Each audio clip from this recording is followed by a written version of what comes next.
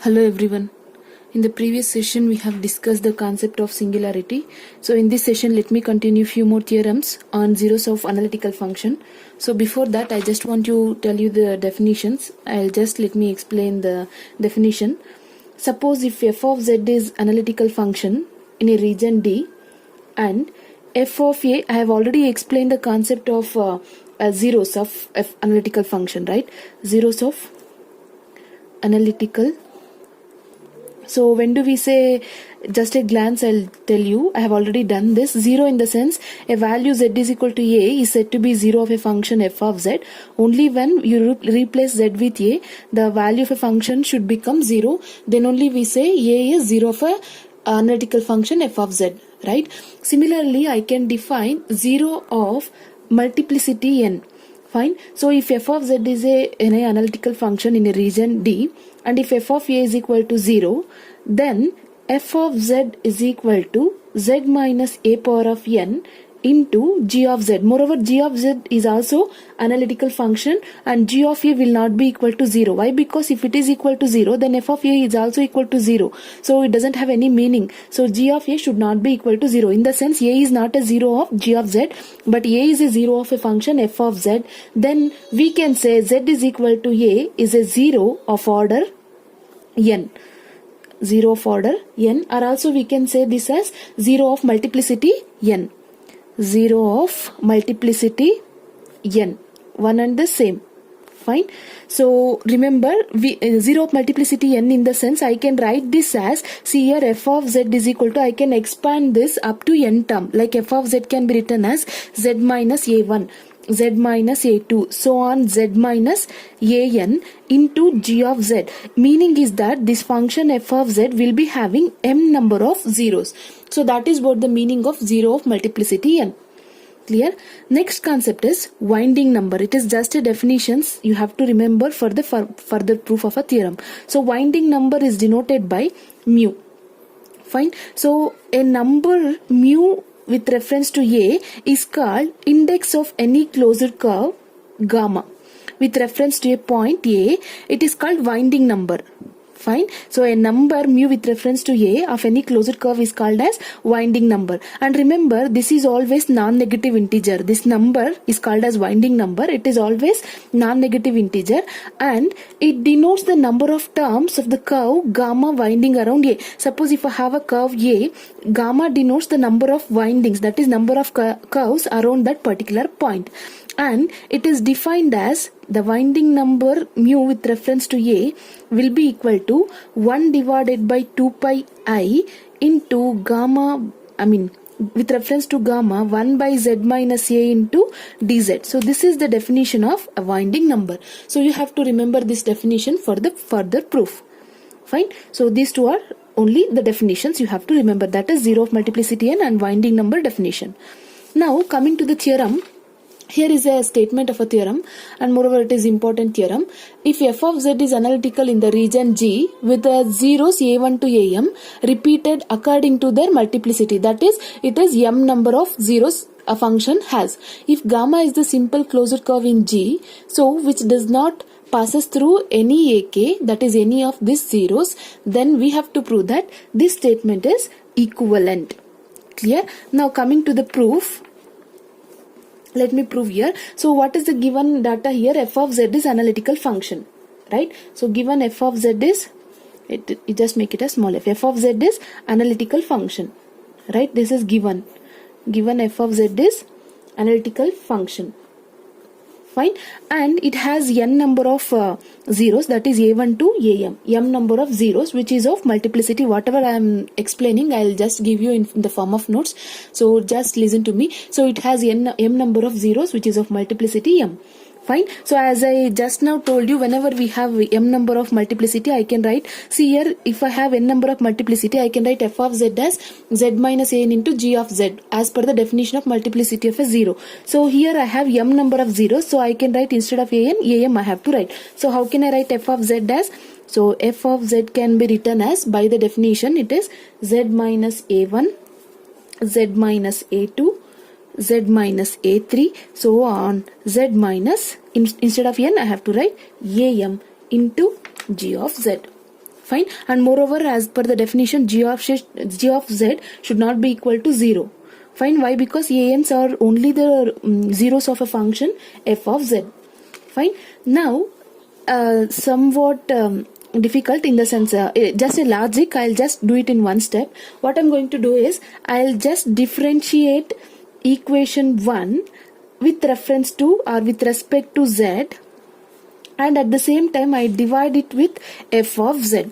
See here, what I'm going to do is, first time I'm going to differentiate this equation 1. So f of z differentiation is f dash of z. At the same time, I'm dividing it with f of z. So let me divide with f of z. So when you differentiate this function with reference to z, a will be constant. So differentiation of z is 1 divided by. So what you're going to get when you are going to divide it with f of z is z minus a1. Fine. At the same time, I'm going to add all those zeros, plus 1 differentiation of z is 1 minus a2 differentiation is 0. Divide it with f of z. I am dividing each and every term with f of z. So I can write this. Plus so on, differentiation of this will be 1 by z minus am. I am dividing and differentiating simultaneously. So g of z differentiation is g dash of z. Differentiate first time, you will get g dash of z. Divide it with f of z. F of z is the statement itself. So when you are going to divide, you will get g of z. What I have done is, I have differentiated and divided it with f of z simultaneously. Now what I am going to do is, I'll just multiply both sides by 1 divided by 2 pi I, and at the same time I'll integrate with reference to gamma. Fine. What I'm going to do is, for this step, I'm going to multiply both sides by 1 by 2 pi I, and at the same time I'll integrate with reference to gamma, so that the above equation can be written as, see here, 1 divided by 2 pi I. I multiply, I integrate with reference to mu, that is f dash of z by f of z with reference to dz. Why? Because I am integrating with reference to z, which is equal to 1 divided by, I multiply first term by 1 by 2 pi I, 1 divided by z minus a1 dz with reference to mu, plus 1 divided by 2 pi I, integrate with reference to mu, 1 by z minus a2 into dz, plus so on. Last term I am going to multiply 1 by 2 pi I, integral over mu, 1 divided by z minus am into dz, plus this term I'm going to differentiate this, integrate with reference to mu, and I'll just multiply with 1 by 2 pi I. So here I have added all the zeros here. So 1 by 2 pi into gamma g dash of z divided by g of z into dz. So these are the zeros of multiplicity m. What I have done is, I have differentiated and divided with f of z. Simultaneously I have added all the terms. So if you add, you will get plus here. So that was left out. So I have put plus here. Now what I have done is, I have multiplied with 1 by 2 pi and integrate with reference to mu for each and every term. So this is what I have. Fine. So let me take this as equation 2. Now in the given theorem itself, it is given that g is also analytical.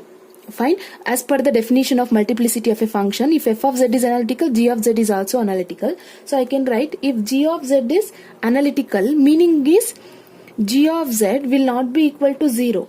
Right? So if g of z is analytical and this is not equal to 0, I can write g dash of z divided by g of z is also analytical, right?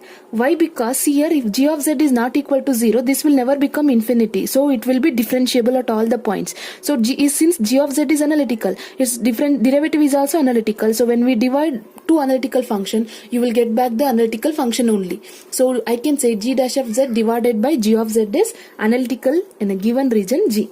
Fine. So this implies, when you integrate this, I can write g dash of z divided by g of z will be equal to 0. Clear? Now I'll just continue here.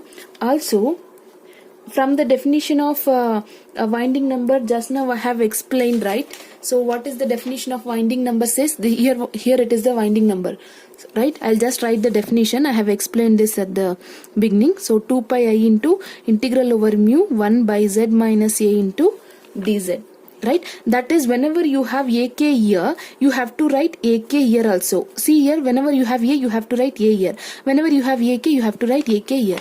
Similarly, what I'm going to do is I'll just replace this value, that is equation 2 becomes, so I'll just write LHS as it is, 1 by 2 pi I into integral over mu f dash of z divided by f of z into dz will be equal to, now you look at this expression, it is of the form of winding number, right? But in place of AK what we have? A1. So I can write this as n of gamma with reference to A1.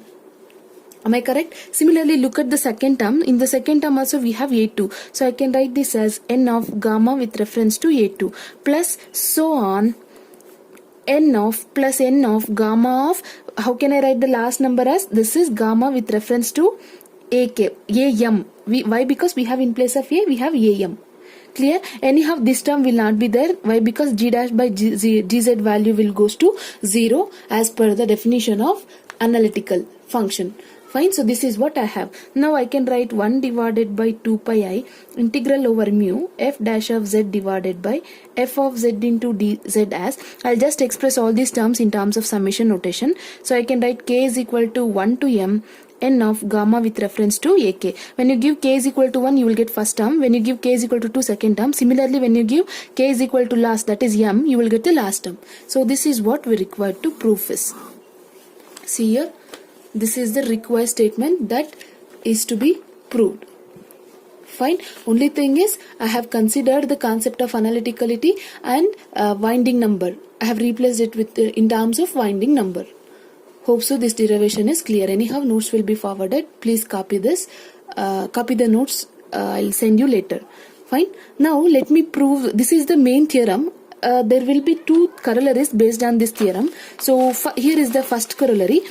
It is just a statement you need to remember. There is no proof for the corollary one. So if n of gamma with reference to AK is 1, for k values right from 1 to m, then this expression will be true. That is f dash by fz value will be equal to number of zeros of a function f of z.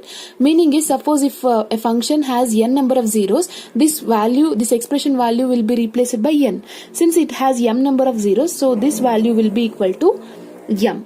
Fine. So corollary 2. And moreover, this corollary is important. One, I don't remember the year exactly, but this theorem is asked with the corollary 2. So you just remember the proof of this corollary 2.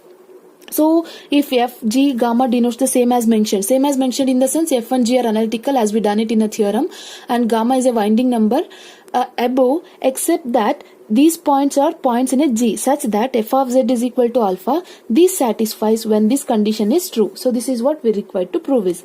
Now let me take the denominator as capital F of z. I'll just prove here. Let me put capital F of z as small f of z minus alpha. Fine. Why? Because f of z is alpha is given. Now I'll just replace f of ak, that is z replaced with ak. Whenever you do that, you will get f of ak minus alpha. Now given that f of z is alpha, right?